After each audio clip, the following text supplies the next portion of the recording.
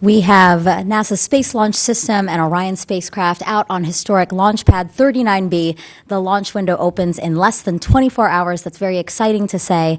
It's going to be humanity's first step in going back to the moon. Good morning, and thank you for joining us live here at Kennedy Space Center. I'm Megan Cruz with NASA Communications. Liftoff of this first uncrewed flight test is currently targeted for Monday, tomorrow, August 29th, with a 2-hour launch window that opens at 8:33 a.m. Eastern Time. This briefing is to update you all on how the countdown is going so far. Our launch team got on console yesterday morning, and the countdown to launch started exactly at 10:23 a.m. Eastern Time. Here to take your questions are Jeff Spalding, Artemis 1 Senior NASA Test Director, and we have Melody Levin, Launch Weather Officer with the U.S. Space Force. Good morning. Good morning to you guys. All right, so let's kick things off with opening remarks. Jeff? All right, thank you very much. Well, listen, I am very happy to be back here again for the Artemis 1 launch countdown L-1 status brief. We've had a really good day on our first day of the launch countdown. Yesterday we picked up the count right on time at 9:53, and we started our clock at 10:23 in the morning. Since that time, we've been working really hard. We got the vehicles powered up and have been doing testing throughout the day and evening as we worked along. We did yesterday, you may have seen, we had some, I would call them kind of spectacular, amazing events as we do every day here in Florida. Some lightning things happened. We'll go ahead and I want to mention that up front. We did have some strikes that we recorded on our tower, lightning tower at the pad, working as it nominally should, and we did have those. We've been evaluating those through yesterday and through last night, and everything to date, it looks very good from a vehicle perspective. We haven't had to do any significant retest. We have a threshold that we look at to see what the magnitude of these strikes are, and we did not meet that criteria to have to do intensive or invasive type of retest. So we were able to work all of that yesterday very cleanly with our team, and our management team did approve last night that as well. Those occurred yesterday afternoon at about 1:14 or so in the afternoon. We had a couple events at 1:16. So so far everything looks really good, and as I mentioned, we have gone through and worked all of the evaluations that are normally done when we do have these type of lightning events. And hopefully we won't have any today, but we understand the weather. We'll be talking about that here next, and we'll see what that's going to bring us. We did do a little bit of retest, which included, we did some canary circuit checks, which are really just, those circuits are there to provide, if they've seen any type of voltage or things that might affect the vehicles. Those were all good. We did some walk downs, and then we did the analysis with our system experts as far as of all the data and what those lightning events were. So bottom line is we look really good, no issues, no concerns or constraints from the lightning events at this point. Let's see, so far I did mention we powered up yesterday. Later in the afternoon or last night, we did power up the RF systems on all of the vehicles, on Orion, on the core stage, on ICPS. Did those checkouts and tests. Those all went really well. We finished those into the early hours of the morning this morning. We did also work our engine final preps on the core stage yesterday, got through all of those, and again, those finished early this morning as well, at about 1 o'clock in the morning. We've done the battery charging on both Orion and the core stage. Those are complete. So that's all going really well and all as planned and on schedule. We are currently pressurizing our helium tanks on the core stage and configuring some of the umbilicals. We've looked ahead at the weather. We know we're going to probably get some later this afternoon. We did have quite a bit of work planned on second shift tonight. We're pulling some of that in to try to get those events going on some of the pad facility closeouts and some of the configurations that we do on some water systems and elevators and some of those other things. So we are trying to be very proactive, looking ahead and evaluating those things and adjusting as required, knowing that we might get some weather as we have the last few days. Let's see, we are going to continue later today with some of the Orion checkouts and some of the health checks that we do on those. Those are just standard and normal that we do. As we get into this tonight, we will be working towards cryo load, and the first part of that is getting on GN2 and inerting the vehicle. We're working those preps later second shift tonight. At about 9:45 or so, we'll be flowing GN2 to the vehicle to inert it to get ready for cryo load later when we get back in, after we get done with that, sorry.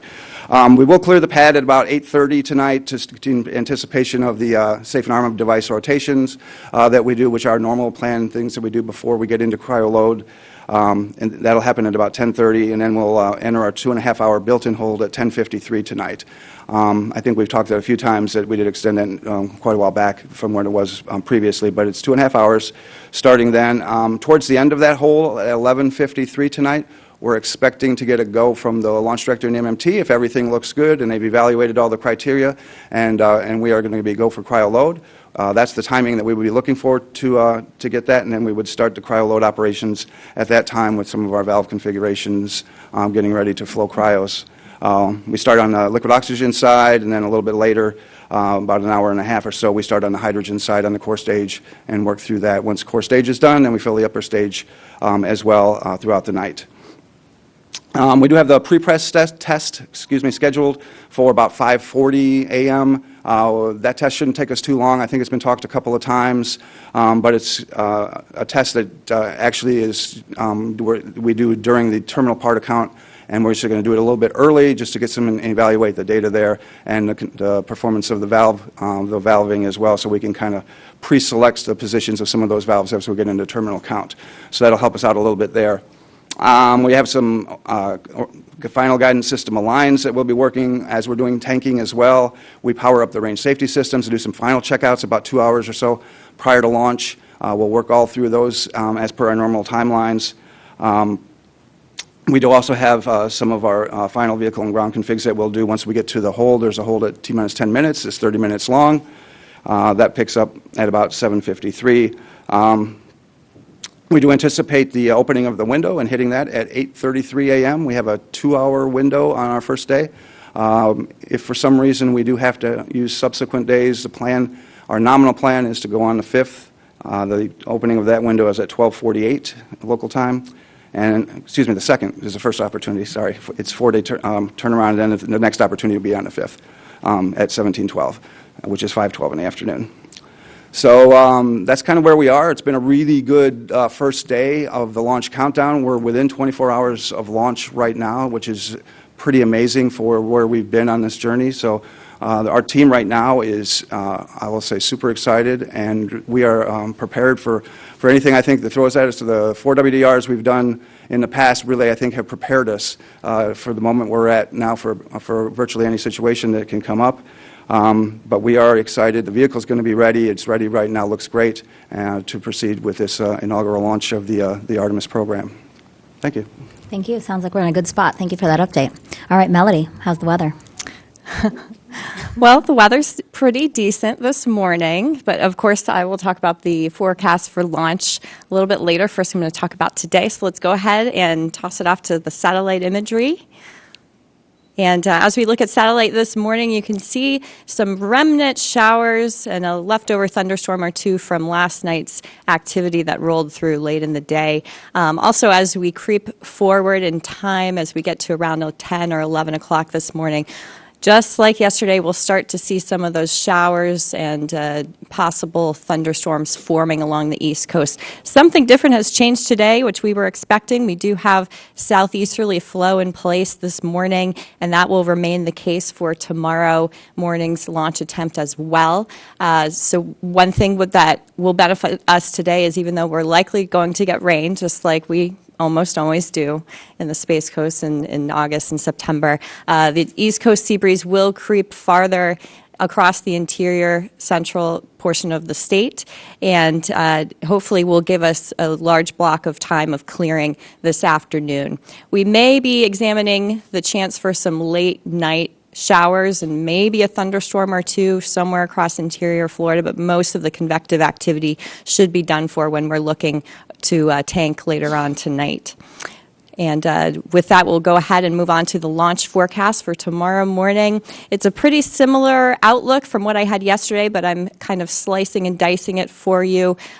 Basically, the beginning of the launch window, or just after 8:30 in the morning, has a 80% chance of favorable weather. As we creep forward in time through the 2-hour launch window, we just have a better chance of some of those offshore showers and maybe a thunderstorm or two creeping closer to the coastline, and also because across the spaceport, we're likely to have some billowing clouds form as we get into 10 o'clock and the 11 o'clock time frame in the late morning hours.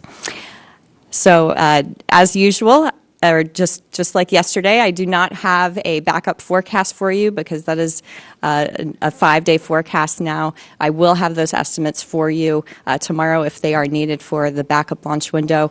The one thing to note, though, is the forecast is largely going to depend on the evolution of the tropics, and also the time of day is going to be a contributing factor. The time of day for the backup launch window is around noon to 2 p.m.-ish time frame, when in general you can expect a higher probability of violation for weather, just because we're likely to have those showers and storms forming along the coastline during that time frame. So with that, I think that concludes my brief. I'll toss it back. Thank you so much. Thanks for that refined look at the launch window. So we'll take questions now. You know the drill in the room. Raise your hands, and we'll try to get a mic to you. And then we also have some people on the phone. Hit *1 to get yourself into the question queue. Okay, so we'll start with Marcia over there. Marcia Dunn, AP for Jeff. So there was no residual effects impact to even any of the ground equipment from the lightning strikes.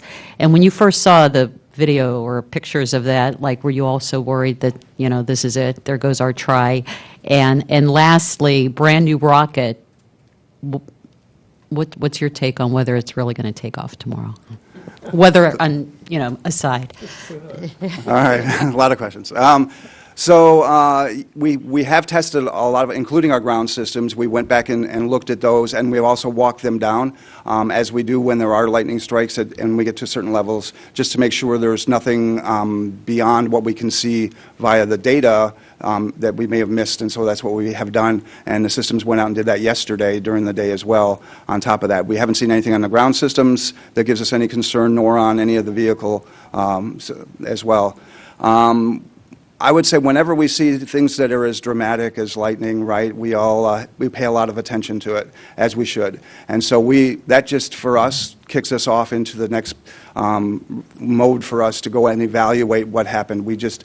I'd say we've seen it enough through the processing flows that we just do, and are, not that we're comfortable with it, but that we are definitely well rehearsed at the process by which we go and collect the data, look at the data, see what we need to do from a vehicle and ground system perspective, and then move on from there, and then evaluate whether we have to do more after we've done all of those initial data collects. And that's where we got to yesterday and got through all of the initial parts, and then we looked good at that point. So, and I would say my thoughts are that we look great for tomorrow.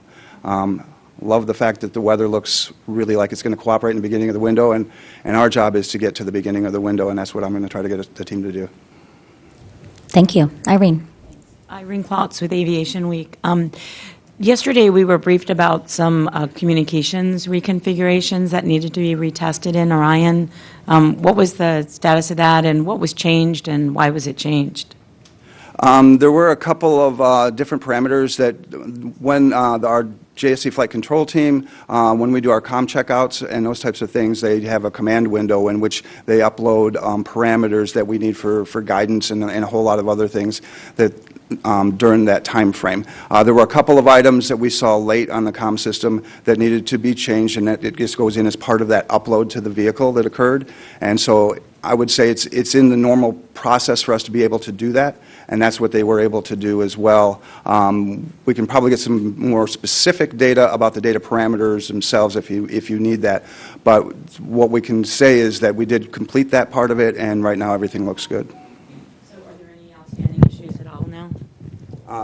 There's no issues with that right now. No, I meant in general, beyond the comms checks. The only thing that we're looking at this morning is and we're not even out of spec, is on our helium provider that's at the CCF.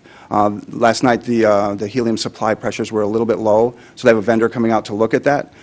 They think they may have a small leak. Again, it's within the band that we need to support us for launch, but they want to make sure that we're in the best configuration we can be for that system, since we do use a fair amount of helium on this rocket.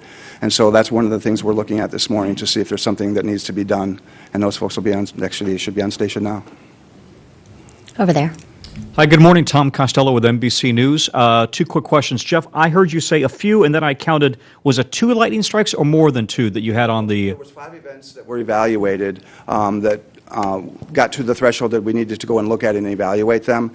They happen in fairly rapid succession, sometimes, these events that occur. And when the events are, we have monitoring devices at the pad, on the ML and the pad itself that collect data, and then we go back and evaluate those data. There was 5 of those items that we looked at to evaluate whether it was going to be a concern from the vehicle as far as the magnitude or anything out to that effect. And that only got us to the criteria to go and take a look at the systems that we did, and it was not at such a magnitude that we needed to go and do anything beyond that. There was no, it was well within or not, had not even come close to the exceedance of what those requirements were. 2 more very quick ones. Number Sure. 1, do you anticipate that the helium, the tiny, small helium leak could become a showstopper? That's number 1. Number 2, you cannot, am I correct that you don't tolerate rain at all for a launch? You would not launch with rain at all. Is that correct? So there is a fly-through rain constraint. Melody could probably speak to it better than I, since they're responsible for those LCCs as well. And I'll let her answer when I'm done. And then the first one was on the helium. Right now, again, we're within tolerance on being able to support us for launch. This would be to get us even more tolerance on that as well. So we're looking at it. I don't expect it to be, if anything, they might go in and retorque a flange or something like that. I don't, but beyond that, no idea if we're going to have to do anything else. We have one question here, and then we'll go to Bill. Hello, I'm Rebecca Morell from BBC News. A few quick questions. The first is, how many seconds before launch do the 4 RS-25 engines ignite? For the shuttle, it was about 5 or 6 seconds before. Yeah. Oh, sorry. Go ahead. Several questions. Just the second one, it's down to the seconds again, actually. If you do go at the start of the launch window, are you aiming for 8:33 exactly, or would it be like 8:33 and 15 seconds or 40 seconds, or, just how exact is that number, if it goes Yeah, there? those are great questions. So the engines start, and it's a staggered start on the engines, about every 200 milliseconds in between the start times on the engines. But it's about 6.8 seconds when we'll be starting the engines up. And then the timing for the opening of the window and our T0 time that we'll be shooting for in the beginning is exactly at 8:33:00. Okay, Bill. First of all, if you were going to say something about the weather constraint or... For the fly-through constraint, that is true. There is a constraint. We can't fly through something we consider precipitation, which, if you're a meteorologist, we consider that 18 dBz on the radar. The thing about it, though, is we have to be flying directly through it. There's not really a standoff distance for that. So because of that, it does buy us a decent amount of real estate on the radar as far as finding the hole in the clouds for us to launch through. And also, a lot of times, it has to be right over the pad, because when we launch and we go up, right? And we oftentimes fly over these low clouds that have rain. So hopefully that answers your question. Bottom line is, it's not 100% rule. You can have a little rain. You can't fly through any rain. You can't fly through any rain. Okay, Correct. good. Yes. Bill Harwood, CBS News. Jeff, well, 2 quick ones for me. For the record, the helium is on the ground side, I'm assuming? Yes. It's not in the COPDs? It's on the supply side, on the facility side. Yeah. You've done a lot of shuttle countdowns back in the day, and this is a very similar countdown from shuttle, except, the quantities are different, things like that. What are the 2 or 3 things you're looking forward to? And I won't use the word concern, but what are the things, if you had to rank things that you really want to get past this milestone, that milestone, what are you looking for tonight when you're on console? So okay, the first things I look at are the things that Melody is concerned about, weather, right? Because that gets us we can either get into tanking or not. I feel really good about tonight us getting into tanking and getting through that. The only things that we're looking at really during the count is we've had hydrogen leaks, in some of the wet dress rehearsals. We've done our best to mitigate all of the concerns with those, with a lot of changes to the boots and to the lines and to a lot of different things. We've changed some of our evaluation criteria to give us more flexibility on what we can do. So that part gives us a little bit of something that we look at, and that as we go through and that we kind of evaluate. And then the rest of it is just everything else, right? We need to be on time. It's been difficult for a number of reasons as we've run through the wet dress rehearsals to get through all of the work with the constraints. The great thing is we have done an outstanding job addressing each and every one of those things that have caused us concern or delayed us for the reasons that we've had through those countdowns. And so we've got a lot of practice behind us. We've put those things behind us and addressed each and every one. So going into this, I feel like we are in the best possible configuration we could be to get to launch on launch day. So I feel that part I feel really good about. All right, we're going to go to 2 on the phone. We have Stephen Clark, Spaceflight Now. Hi, thank you. Stephen Clark, Spaceflight Now. What are, if any, what are the weather constraints for proceeding into cryogenic tanking tonight?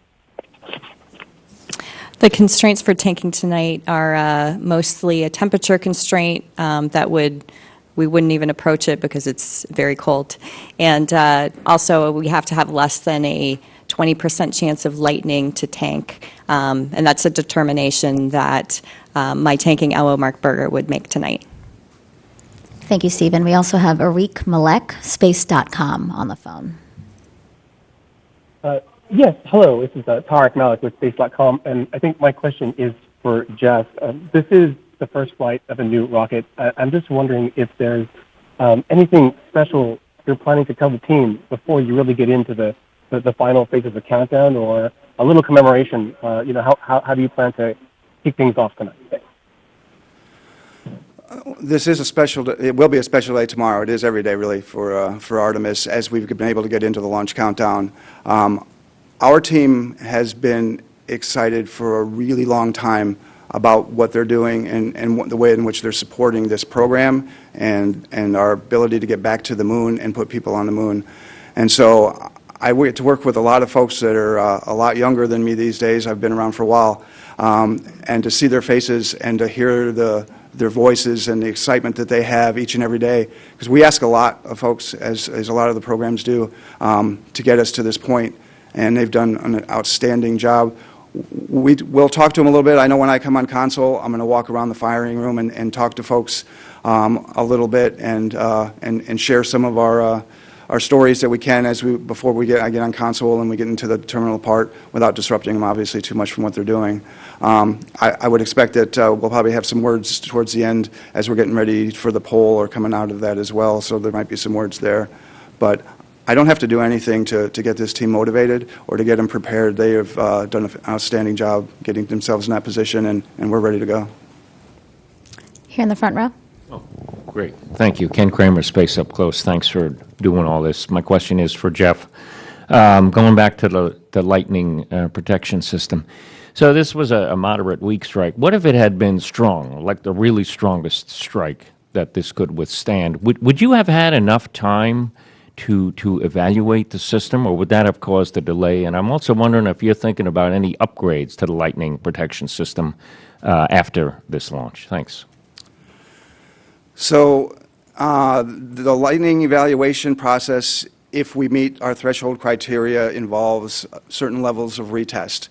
We have a panel that makes recommendations on that based on the criteria that's been developed, and then those come forward to management. Some of those take quite a bit of time. We can get the times for you. It would have been a challenge. We may not have had to do all of them. Again, it is very dependent upon the size, the magnitude, and all the other things that we would have seen on our triggers as to what we may or may not have had to do. So it's really difficult to say whether there would have been a delay. Clearly, the system worked as designed, and so did the processes to do the evaluation, gather the data, and make a concerted effort to make a decision, which we got to yesterday, and then last night the management decision to accept the data that we saw and the retest or the evaluations that we did yesterday with the canary circuits and some of the other things that we did on the vehicle. So I think that part worked. I can't speak to the Lightning Tower designs because I'm not sure where we are with those. They're working pretty well as they have thus far. I don't seem to think that we would need anything, but I can't speak to that. I need to get somebody else to answer that for you. We'll go to Jim, and then we have these two in the front row after. Hi, I'm Jim Siegel. I'm with NASAtech.net, and I have a question about commercial and military aircraft that might be in the air about the time of the launch. So I assume that there's some sort of requirement for commercial aircraft not being in the air or in the area, and I wondered what exactly that criteria was. I also wondered whether any NASA or any military aircraft are going to be around to witness this launch as it happens. Thank you. So we do work with the FAA to provide airspace clears during the times of launch, no different than any other vehicle coming off of the range has to do for their launches as well. So that happens, and we've been working with them for an extended period of time. Military, et cetera, we have notice to airmen and other things for all types of aircraft that may or may not be in the area. So we work very closely with them, do the same thing for the waters as well. I probably won't go into what the clear space and some of those things are just from a security posture, but we do have all of those things lined up and to support us. We will have an aircraft in the air that has filming analysis that they do. Our WB-57 is airborne, and they'll be out there. We have another aircraft that's going to be doing some shadowing data gathering as well that's up there. So all the aircraft that are in the air are approved and part of our ops plan for the aircraft. And those are the ones that are allowed into the airspace. The rest of it's controlled. Thank you. Hi, Denise Vickers from WUFT at the University of Florida in Gainesville. My question is for Melody. Specifically for people who aren't at the Cape, how far can we anticipate people can see Artemis lifting off? For example, will our listeners and readers and viewers in Gainesville be able to see a fireball? So give me some sort of sense of how far across the state we'll be able to see it. I'm not sure exactly. But I will say you will see more of a fireball with this one than you would see with any of the recent launches that we've had, because shuttle, you could see it very far away. It is a daytime launch, not a nighttime launch, and of course at night the light travels a little bit farther, in the darkness. So I think you'll probably be able to see it from there. I have friends in Tampa that usually can see something in general. So with this, I think you'd have a better shot in Gainesville. Hi, Jacob Sidesi, also from WUFT News. So obviously you all have been talking about all these pre-flight preparations that have been going on in this last countdown to launch. How different is that process going to be when there are actually people on board? Is this process that you're going through right now going to be pretty similar to what it's going to be like when the craft is actually manned? Or is it going to be a little bit different? Is it a little bit looser than it would be? So the differences will primarily be related to the crew activities as they were coming out. The process for preparing the pad for launch is the same. The process preparing the vehicle for launch is the same. Our loading of the cryogenics will all be the same from that perspective. The only difference, which isn't related to the crew, is the fact that we will have a new sphere, one of the larger sphere for the next launch that gives us more capability, storage capability for hydrogen to allow us to have a 24-hour turnaround. That's different, so we will have a little bit different loading process. Not sure if that's going to extend or not, the timing for that. We'll do that because we will do a test to verify that. The crew time will add about 2 hours is our estimate at this point because we don't have the crew yet and all the systems figured out from an ops perspective on how long it's going to take to do that. But it's about 2 additional hours on the countdowns, meaning the tanking would start earlier by about 2 hours or so based on what we know today. I'm going to go to one on the phone, and then I am tracking 3 in the room here. So the one on the phone is Marvin Marshall from the Nighttime News Space Report. Hi, my name is Marvin Marshall from the Nighttime News Space Report here on twitch.tv. I appreciate you guys taking my question. My question is for Melody. At what time, Eastern Time, will you be pretty certain, to call a go on launch today for those, couple primary weather constraints that you worry about? Thank you. It's really going to depend on the evolution of the shower coverage offshore. I think around 5 a.m. will be the pivotal time because we'll really see what we're dealing with. Usually around that time frame, we see the max of the offshore land breezes colliding, and we'll be able to see what kind of showers we already have out there, and we'll be able to track them moving towards the space coast during that time frame. Of course, if we push later into the window, we'll have to adjust that time frame a little bit, but 5 a.m. will probably be a pivotal time for us. Thank you, Marvin. All right, over here in the room. Lucy Obo for AFP News Agency. I just want to double check something from the briefing yesterday that Charlie said. If tanking doesn't happen for the launch window on the 2nd, she said launch could happen on the 3rd. I'm just wondering if tonight the tanking for weather concerns doesn't happen, could the launch be tomorrow? Yeah, well, I think you mean on the 30th, if you could jump a day.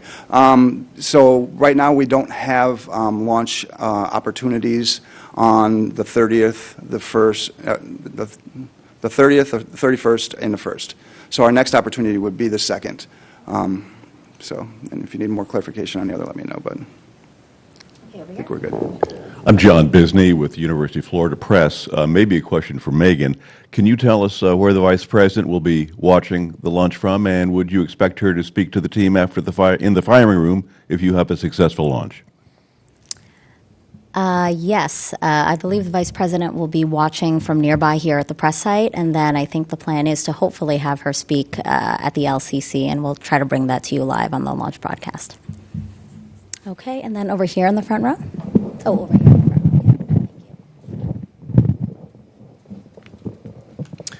Hi, Eric Berger with Ars Technica. Two questions, weather-related. First of all, I think for Jeff, this is a test flight, obviously. Are there different weather constraints for this mission than you would have down the line? Are you going to be able to sort of close the windows of constraints on launch as you sort of get more experience flying the system?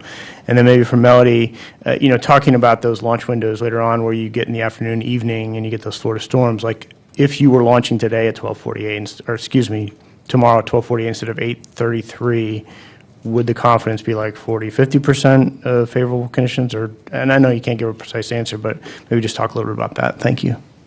I'll defer most of that question to Melody, but our launch criteria for weather is pretty much the same for whenever we're going to launch, and so it'll be pretty standard there's not a lot of changes that will be initiated based on different dates or times in which we would launch. So I don't know if you wanted to add anything to the LCC part. But. Yeah, that is correct. I think mostly our weather constraints will be the same. The one thing that would not be included in the POV, the probability of violation, that we would just also be tracking is maybe just watching more recovery weather, the marine environment in case the astronauts need to, for some reason, abort or anything like that. And could you repeat the second part of your question? Oh, the timing of the day.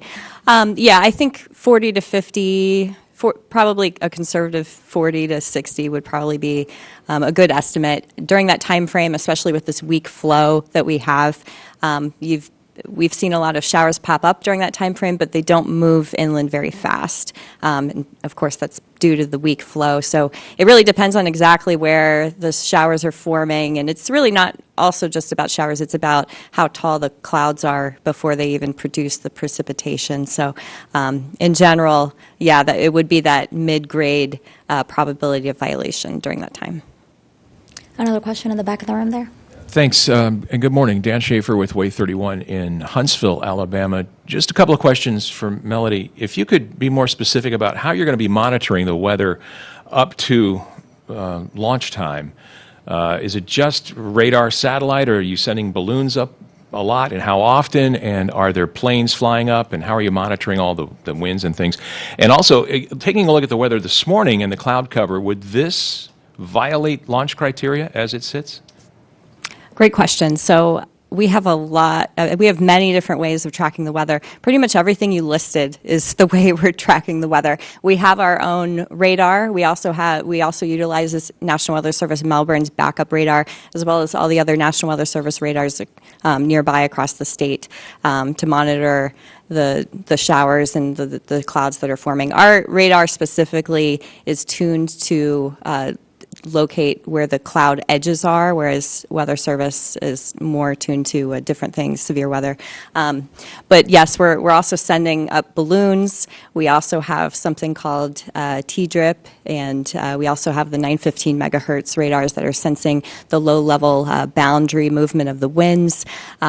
We have a NASA-supplied jet that we can fly out to any concerning clouds to see exactly where the cloud edges are in case we're wondering if they're violating or going to violate. So, and we also have a Merlin lightning system that we use to track any cloud-to-cloud or cloud-to-ground lightning that is occurring. So we have all the tools to watch that kind of situation.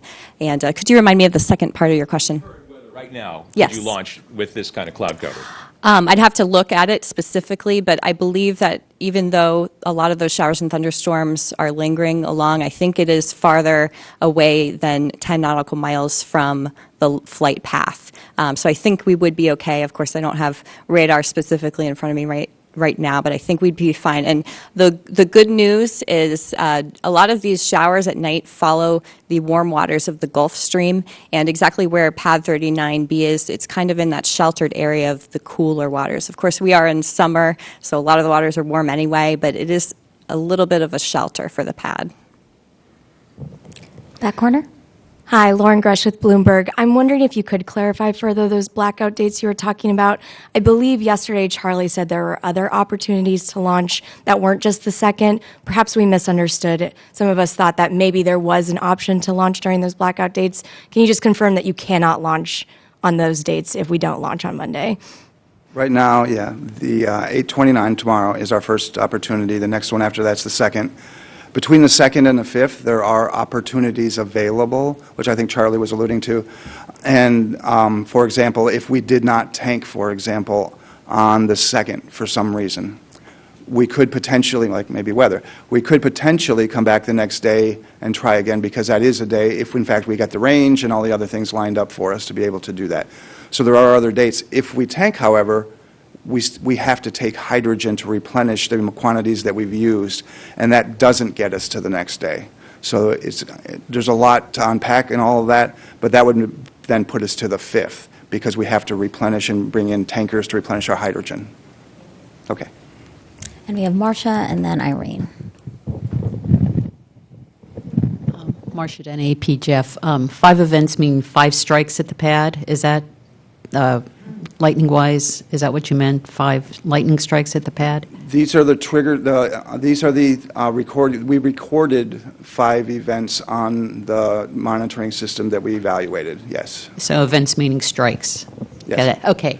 And if a strike, and Melody can correct me if I'm wrong, can produce multiple events, because it doesn't. It's not just one stroke. There's a lot of other things that can come off of the individual stroke. And if for some reason the engines ignite and then abort, right? Do you have to replace those engines and obviously roll back into the pad to do that, or not? And what kind of a hit would that take to do whatever you need to do to get back for your next attempt? Yeah, the plan is to, if in fact there were the case where we had an engine shut down, we would do the normal operations to get off the pad and come back to the VAB. We would be looking to change out those engines. That's the quickest path to get us back to flight. And the actual amount of days, I don't want to give you an actual number. I know we have that, so I think we can owe that to you, and then we can get that number. I just don't have it exactly in front of me. Yes. And then also we'd have to look at then where we line up with our launch periods, because we don't have all days in the months ahead. So there's a lot of things that would have to be evaluated once we get to that point. Okay, Irene. Thanks. Has NASA already talked to the 45th about launch opportunities on the 3rd and 4th, and is the 6th in the offing again? So we have available days that we have from a vehicle perspective and a mission and performance perspective that we can launch in, and those are the dates that you just alluded to. The range is always has to be negotiated, just because customers can come on and off the range very quickly, as we see with a lot of the customers that are here. So we would have to have that. We've had conversations to date as about those types of things. I don't have the details and how far or what that would mean for the range, but the range does a great job of supporting us for when we've asked for support. And how big is the Artemis launch team compared to shuttle? And maybe if you can give us a little flavor of what it's like to be on this team with the younger people who may not have been through shuttle launches.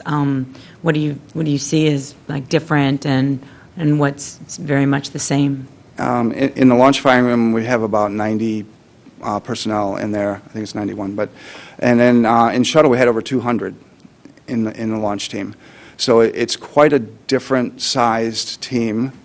The firing room layout is different than it was in shuttle. We redid that coming into this program, so it is a little bit different, and it actually is a little bit more conducive to the way in which we do the work, so that really helps us out. The second part of your question was? Just how the team is working and what it feels like to be on this team with people who have not been through a shuttle launch, or what is very much the same with shuttle. So, yeah, we have a mix, right? We do still have some folks that have been through shuttle, not as many as we used to, right? Quite a few less. So that helps to at least try to give some guidance to the folks that are coming up from an experience level, to give them a flavor of what to expect, because they haven't been through it, and they're very wide-eyed and doing again a fantastic job. We have some extremely smart people that have come up very quickly through the ranks to get the positions that they now hold in the firing room, doing their launch commit criteria. So that part has been really good from a team perspective. And I think to me it's different, but a lot of it is the same. The way in which we run countdowns still is pretty much the same way as what we have in the past. Our expectations are high. The demand on the team is also high, but the performance is also extremely high from the people that are in the room. And we have trained to get them to the level so that they would be ready to support this launch countdown. And everybody has to have a first one, right? And this is going to be the first for a great number of people in that room. Great question. Okay, we have Ken, and then Eric, and then Bill. Sorry. Up close. Thank you. I'd like to follow up to what I think you just said to the colleague about an ignition abort. You said you have to roll back the rocket if you have an ignition abort and swap out the engines? Why is that? So, as opposed to just evaluating them? There's a number of things that have to, and these engines are very similar to what we had in shuttle, as you recall. But there are a number of inspections and other things that have to happen that are intrusive to the engines themselves. And we may still have opportunities to do this at the pad, but I don't think that we do, and nor would we want to. But we roll back to do it. It actually takes less time.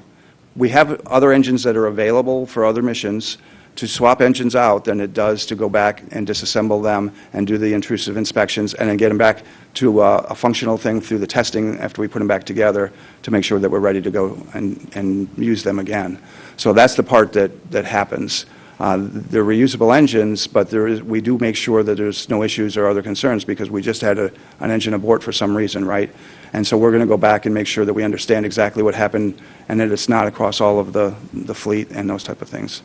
So there's no chance that you would just be able to evaluate them and then roll back out without swapping them out? So that I probably can't answer that question, because I never like to answer in absolutes like I just did. So I don't think that, I think that I would have to say that we would go back. I didn't owe you that answer. The normal plan would be to go back. You don't want to be at the launch pad doing that type of work. We're talking about changing out engines and those type of things. Okay, Eric. A couple questions, but first, Melody, you said you talked about the tropics, which could be coming toward Florida as we get a little bit deeper into September, and 4th, 5th, 6th time period. So I'm wondering, Jeff, obviously you're in a launch configuration now for the rocket. For whatever reason, it doesn't go off tomorrow or on the 2nd. How long does it take you to get out of launch configuration and roll back to the VAB if you're concerned about weather? It would take us about 3.5 days to do that. So and we're trying to beat the weather with the work that we have, because we do have some constraints as we're doing the roll itself, and so we're trying to do that. Plus, we got to get off the pad. There's a fair amount of work to be done, but it's about 3.5 days. Bill?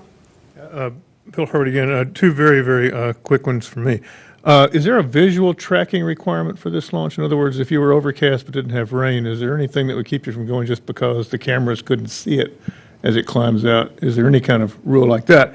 And Jeff, remember, whenever there's GLS transition, we'd always hear the lady tell us that, and who is that person for ALS transition that we might hear on the net tomorrow? That's Alex Pandalos. Alex. Perhaps the smartest guy I work with in the firing room, so I say that all the time to him. But yeah, he is our GLS operator that keeps us on pace and keeps the ground launch sequencer and all the events that are happening there on track. Weather's not tracking any constraint for visual. But I mean, is there a rule like that for any SLS launch to be able to visually see the rocket? The range has requirements on the range safety side to be able to see the rocket during certain portions of the flight. In addition, we have trackers, we have a lot of other things. So when we say see the rocket, there's a lot of ways in which we can see and track the rocket through all of these different things. So there's a lot in that question when we talk about what that means to see it, but whether it's visual or whether it's other things. But there is a visual part. But during the initial part of launch, there's a lot of data that we lose there. And so we have actual observers even that are watching the vehicle in the very first parts of launch, because you lose telemetry and you lose a lot of things when you come off the pad due to the heating and the other things. So. Yeah, I know that. I mean, if you had a heavy overcast, but you didn't have precipitation and there weren't temperature constraints in that column, could you still launch? I guess that's what I'm with the cloud rules and a lot of other things, and Melody's well aware of what those issues are. Yes, we could still launch, as far as I'm concerned. And I'll take the last question from Tom. For the non-rocket scientists among us, other than Bill, who I think by now is a rocket scientist, can you explain for us if you have to abort before you've loaded all the cryos and then you have to abort? What's the process for making the vehicle safe for bringing down the liquid hydrogen? How do you deal with liquid oxygen? All of that. So if we make the decision that we're going to scrub, we can't go because something's not working as it is expected, right? That decision is made. We would issue a cutoff to the vehicle, which is something that can happen automatically in the end when the ground launch sequencer, as we were just talking about, is doing that for us and monitoring all those things inside of 10 minutes. But that would do the initial part of our safing and power down some of our high energy systems if they're powered up. If we haven't gotten inside of 10 minutes, most of those are already down or haven't been initiated yet. So that would happen at that point if we needed to go and work that. And then once we get through the initial safing, the rest of it is just configuring the valves for drain. If we've tanked all the way, we're continuing to still fill the tank. We call it replenish because it's always boiling off, right? We're losing the liquid hydrogen and oxygen through boil off because it's so cold, and no matter how well you insulate it, it's going to continue to boil off, and we vent that off. And plus, we're bleeding some of the hydrogen off. So we have that replenished, so we kind of stop that, and then we would start going into drain and initiate our vent and drain once we've secured and safed all of the systems that may have been up prior to that time. And then we just drain the vehicle, and then it's kind of working in reverse. We open the valves, and the other way we pressurize and send the commodity back to the tank. Okay, that'll do it. Thank you so much for the questions. Thank you, Jeff. Thank you, Melody. Again, the launch window opens in less than 24 hours tomorrow, 8:30 a.m. Eastern Time. So our launch coverage, our live launch broadcast will begin on NASA TV and our streaming channels at 6:30 a.m. And then for our Spanish audience, you can watch on NASA and Español's social media channels starting at 7:30 a.m. I hope you can join us. Thank you.